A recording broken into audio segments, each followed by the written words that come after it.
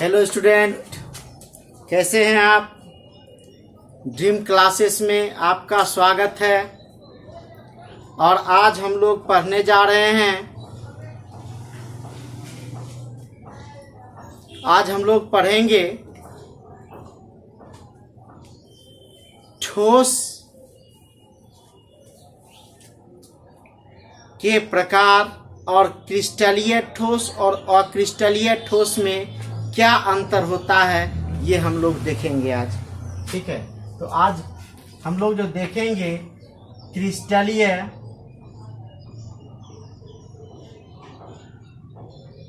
और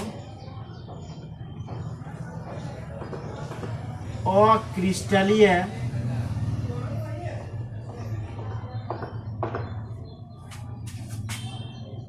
ठोस में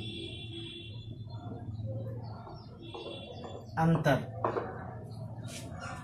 क्रिस्टलीय ठोस और अक्रिस्टलीय ठोस में क्या अंतर होता है, इसको हम लोग देखेंगे। तो एक तरफ हम लोग लिखते हैं सर क्रिस्टलीय ठोस,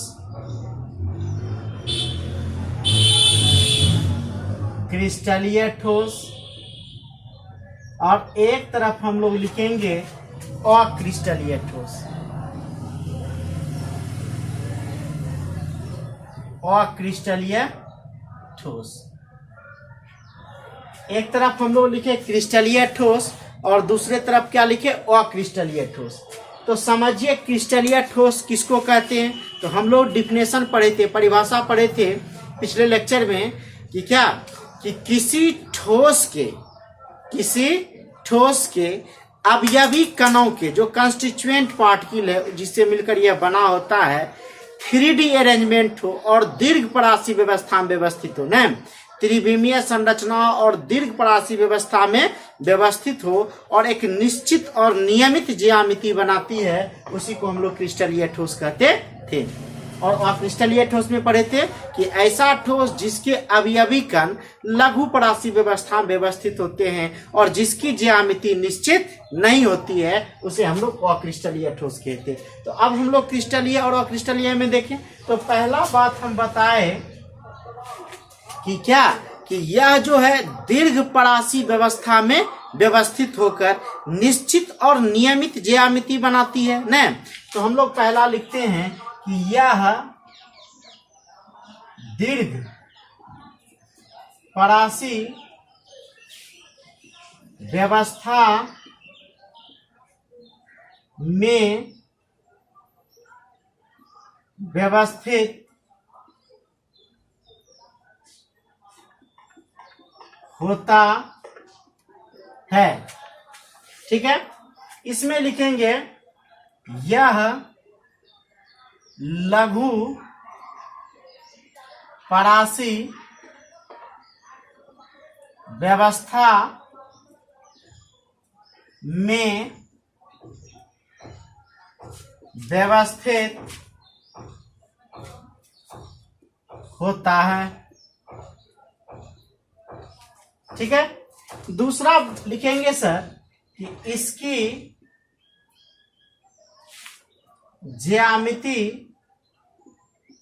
ज्यामिति का मतलब होता है सर संरचना। इसकी ज्यामिति निश्चित और नियमित होती है।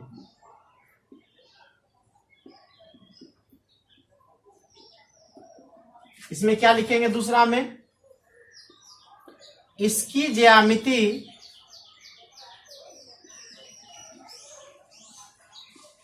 निश्चित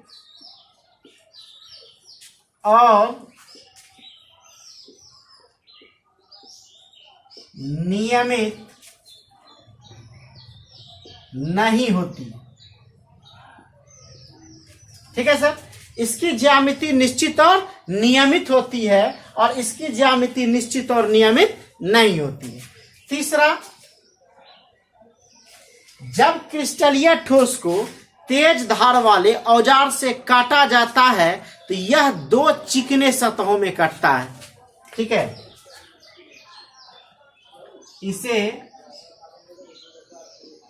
तेज धार वाले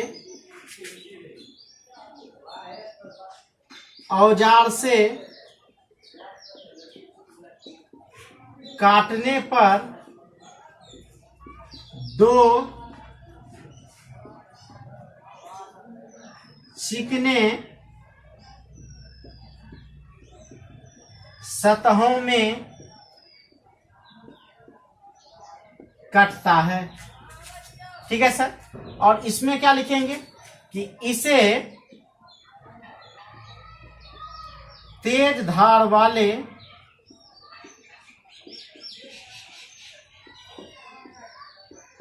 औजार से काटने पर दो रुखरे सतहों में कटता है। जब इसको तेज धार वाले औजार से काटेंगे सर तो दो चिकने सतहों में कटेगा, ठीक है। लेकिन जब इसको काटेंगे तो यह रुखरे, आप रबर के गेंद को काट के छुइए खुरखुर खुरखुर करेगा, इसका मतलब यह रुखरे सतहों में काटता है। नंबर 4 क्या बोले थे, इसे वास्तविक ठोस भी कहते हैं। इसे वास्तविक ठोस भी कहते हैं। इसमें क्या लिखेंगे सर, इसे आभासी ठोस भी, इसे आभासी ठोस या अतिशीतित द्रव भी कहते हैं। इसे आभासी ठोस या अतिशीतित द्रव भी कहते हैं। नंबर 5 जब ठोस है और इसके अवयवी कण काफी सटे सटे होंगे तो इसका द्रवणांक और क्वथनांक क्या होगा, अधिक होगा। तो हम लोग बोल सकते हैं कि इसका गलन उष्मा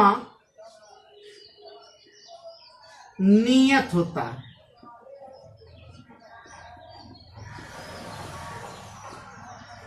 गलन उष्मा नियत कहने का मतलब यह एक निश्चित टेम्परेचर पर जाने के बाद पिघल जाता है, ठीक है। लेकिन अक्रिस्टलीय, आप रबर को, प्लास्टिक को, मोम को, इसका कोई फिक्स टेम्परेचर नहीं है, ठीक है।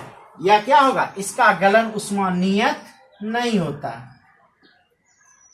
इसका गलन उष्मा नियत नहीं होता। इसका गलन उष्मा नियत नहीं होता है। नेक्स्ट सर, सबसे खास चीज जो है सर, यह विषमदैशिक प्रकृति का होता है। यह विषमदैशिक प्रकृति का होता है और यह समदैशिक प्रकृति का होता है, ठीक है सर। यही हमारे क्रिस्टलीय और अक्रिस्टलीय ठोस में डिफरेंस है। सबसे पहला डिफरेंस हम लोग क्या बताए, यह दीर्घ परासी व्यवस्था में व्यवस्थित होता है न, मतलब इसके अवयवी कण लॉन्ग रेंज ऑर्डर में अरेंज्ड होते हैं। इसमें क्या पढ़े सर कि यह लघु परासी व्यवस्था में व्यवस्थित होता है, मतलब इसके अवयवी कण शॉर्ट रेंज ऑर्डर में अरेंज्ड होते हैं। फिर क्या बोले सर, इसकी ज्यामिति निश्चित और नियमित होती है, मतलब इसका आकार आकृति जो बनता है वह निश्चित होता है और नियमित होता है। इसकी ज्यामिति निश्चित और नियमित नहीं होता। जैसे हम लोग बताए थे रबर की गेंद को दाब दीजिए तो दब जाता है, फिर छोड़ दीजिए जैसा था वैसा ही हो जाता है। तीसरा बोले सर, इसे तेज धार वाले औजार से काटने पर 2 चिकने सतहों में कटता है। स्मूथ सरफेस में जब कट करेंगे तो कटता है, लेकिन इसे तेज धार वाले औजार से काटने पर 2 रुखड़े सतहों में कटता है, मतलब खुरखुरा जैसा रहता है। इसे वास्तविक ठोस भी कहते हैं और इसे आभासी ठोस भी कहते हैं। इसका गलन ऊष्मा नियत होता है, मतलब एक निश्चित टेम्परेचर पर जाने के बाद यह पिघल जाता है, और इसका गलन ऊष्मा नियत नहीं होता है। यह विषमदैशिक प्रकृति का होता है और यह समदैशिक प्रकृति का होता है। अब हम लोग देखेंगे कि यह विषमदैशिक क्या है, यह समदैशिक क्या है। तो जल्दी से फटाक से स्क्रीनशॉट लीजिए।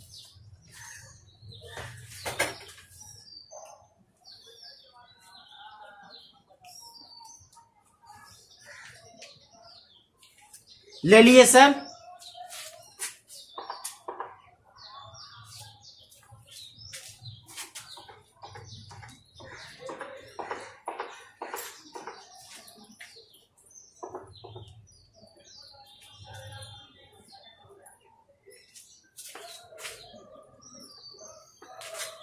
अब हम लोग समझेंगे सर यह विषमदैशिक क्या होता है या समदैशिक क्या होता है। देखिए यहां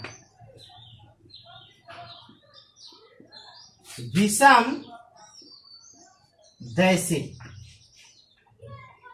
इंग्लिश में इसको कहते हैं सर एनिसोट्रॉपिक, और एक होता है सर मेरा समदैशिक।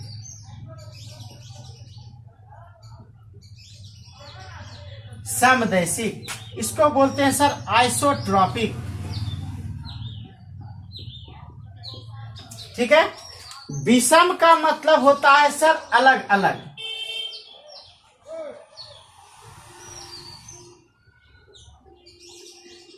और दैशिक का मतलब होता है सर दिशा। ठीक है। यहां सम का मतलब हो गया सर समान, और दैशिक का मतलब हो गया दिशा। ठीक है। अब यह अलग अलग दिशा क्या है, यह समान दिशा क्या है। एनिसो का मतलब होता है सर डिफरेंस, ट्रॉपिक का मतलब हो गया डायरेक्शन,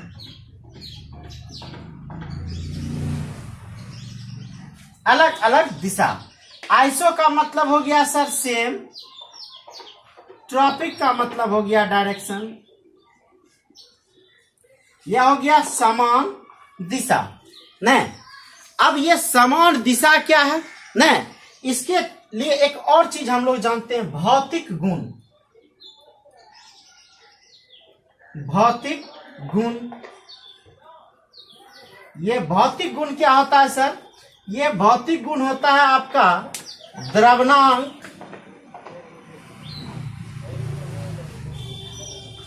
क्वथनांक, विद्युतीय गुण,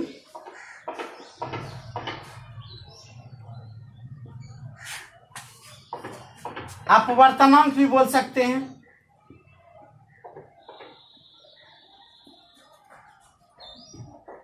और विद्युत चुंबकीय गुण एक के बाद लिख लीजिए। विद्युत चुंबकीय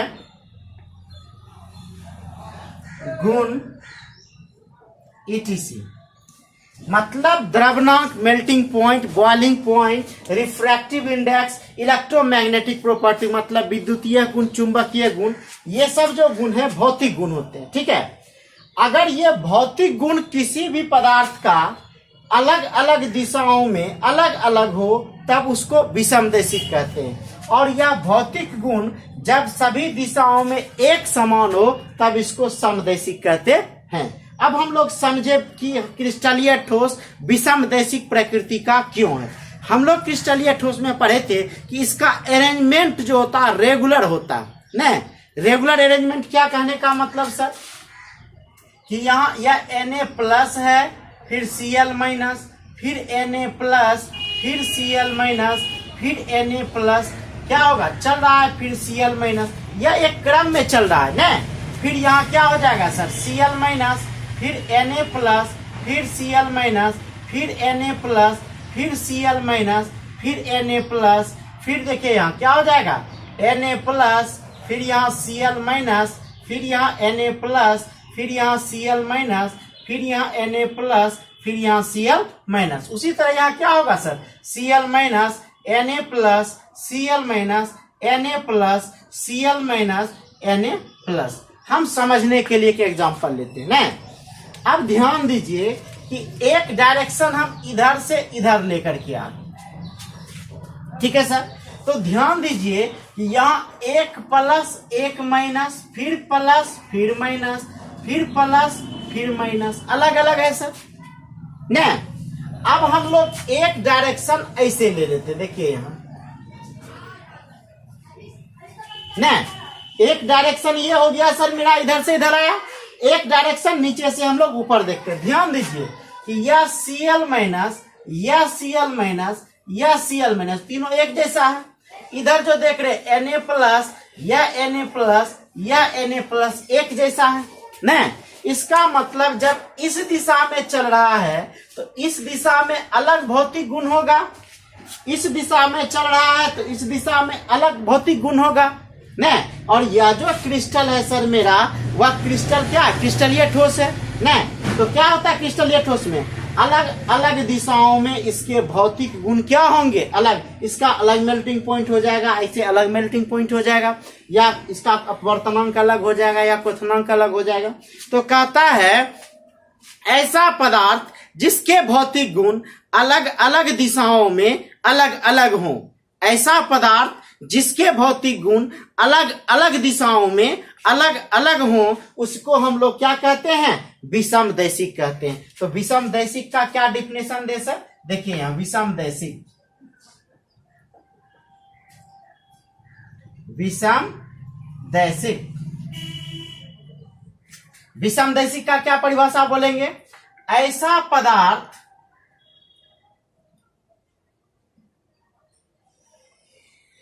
जिसके भौतिक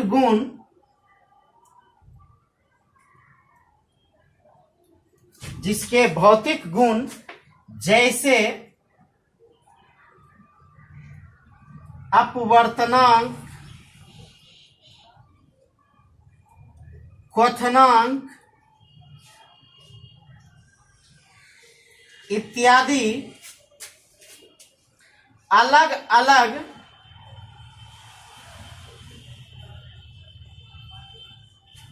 दिशाओं में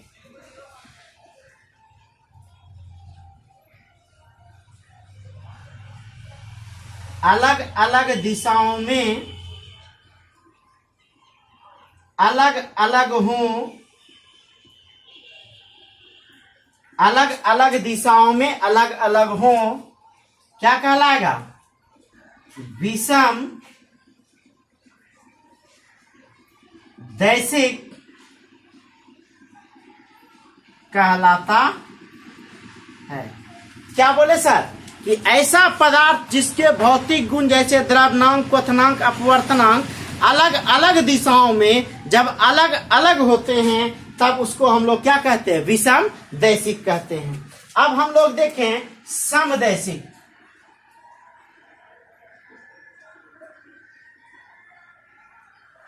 समदैशिक, सम का मतलब समान, दैशिक मतलब दिशा, कि ऐसा पदार्थ जिसके भौतिक गुण जैसे अपवर्तनांक, क्वथनांक, द्रव्यनांक सभी दिशाओं में क्या हो, एक समान हो, तब उसको हम लोग क्या बोलेंगे, समदैशिक। ध्यान दीजिए क्या बोलेंगे कि ऐसा पदार्थ, ऐसा पदार्थ जिसके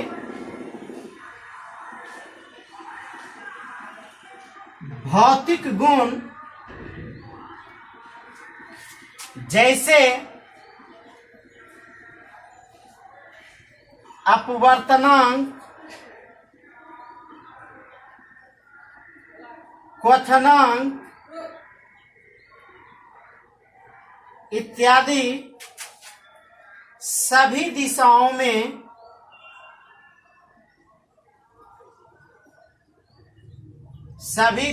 में एक समान हो, क्या कहलाएगा? समदैशिक कहलाता है।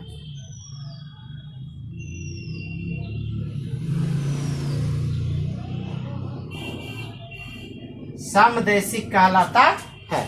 तो विषमदैशिक और समदैशिक समझ में आ गया। तो हम क्या बोले सर कि ऐसा पदार्थ जिसके भौतिक गुण जैसे अपवर्तनांक, क्वथनांक इत्यादि अलग अलग दिशाओं में अलग अलग हो, विषमदैशिक कहलाता है। फिर बोले सर समदैशिक, ऐसा पदार्थ जिसके भौतिक गुण जैसे अपवर्तनांक, क्वथनांक इत्यादि सभी दिशाओं में एक समान हो, समदैशिक कहलाता है। तो जो क्रिस्टलीय ठोस होते हैं सर, वह क्रिस्टलीय ठोस वह विषमदैशिक प्रकृति के होते हैं। किस प्रकृति के होते हैं? विषमदैशिक प्रकृति के होते हैं। और जो अक्रिस्टलीय ठोस होते हैं वह समदैशिक प्रकृति के होते हैं। तो हमको उम्मीद है कि आप लोग को ये अच्छे से समझ में आ गया होगा। अभी हम लोग क्या पढ़े? क्रिस्टलीय ठोस और अक्रिस्टलीय ठोस में क्या अंतर है। इसके बाद हम लोग क्या पढ़े? समदैशिक क्या है, विषमदैशिक क्या है। एनसीईआरटी का सारा क्वेश्चन आपका बन जाएगा। आप किताब को उलटिए, एक एक पेज को देखिए, सारा का सारा आंसर आपको हम लोग बता चुके। आप केवल एक बार देखिए और काफी मजा आने वाला है। इसके बाद हम लोग पढ़ेंगे क्रिस्टलीय ठोस के प्रकार, टाइप ऑफ क्रिस्टलाइन सॉलिड। तो आज यहीं तक। Best of luck. Thank you. Screenshot ले लीजिए।